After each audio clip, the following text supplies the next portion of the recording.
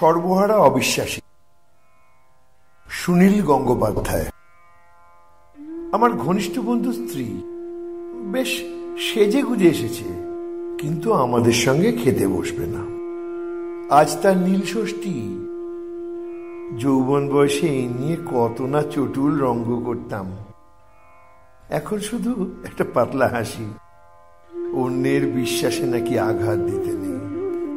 আরেক বন্ধু যে প্রথম আমায় ছাত্র রাজনীতিতে টেনেছিল, তার আঙুলে দেখি একটা নতুন পাথর বসানো আংটি। আমার কুঞ্চিত ভ্রু দেখে সে দুর্বল গলায় বলল, শরীরটা ভালো যাচ্ছে না, তাই শাশুড়ি এটা পড়তে বললেন। মুনস্টোন, না বলা যায় না। আমার মনে হলো এ যেন আমারই নিজস্ব পরাজয়। শ্রদ্ধেয় অধ্যাপকের বাড়ি, মাঝে মাঝে তার আলাপচারিতা শুনতে এখনো কত কিছু শেখার আছে। আজই প্রথম দেখলাম তার দরজার পেছন দিকে গণেশের মূর্তি আটকানো। প্রশ্ন করিনি, তিনি নিজেই জানালেন দক্ষিণ ভারত থেকে ছেলে এনেছে। কি দারুণ কাজ না! সুন্দর মূর্তির স্থান শোকেসের বদলে দরজার উপরে কেন? বলিনি সে কথা।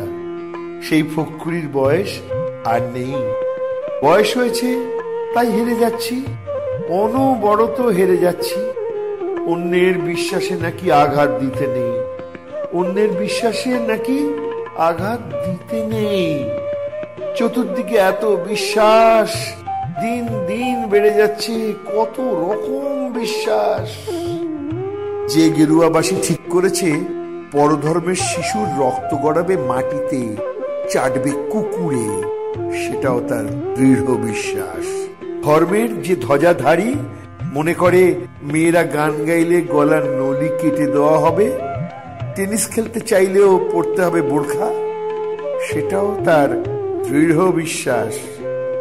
যে পেটে বোমা বেঁধে যাচ্ছে ধ্বংসের দিকে, যে পেশি ফুলিয়ে দেতো হাসি হেসে পদানত করতে চাইছে গোটা বিশ্বকে, এরা সবাই তো বিশ্বাসীর দল।